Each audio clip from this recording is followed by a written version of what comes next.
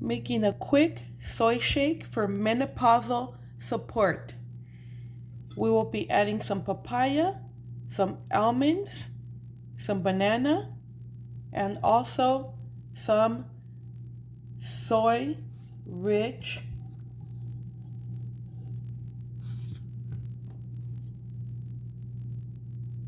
protein.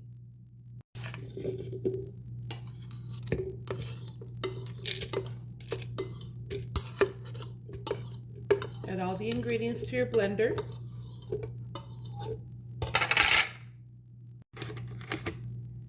Milk of choice. I'm also adding some hemp seeds, which are rich in fatty acids and omega-6, omega-3s. Adding some chia seeds,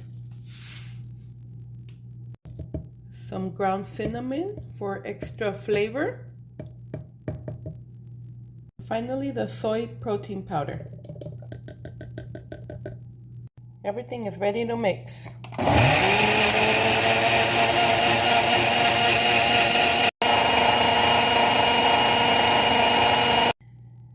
And here we go. This is a great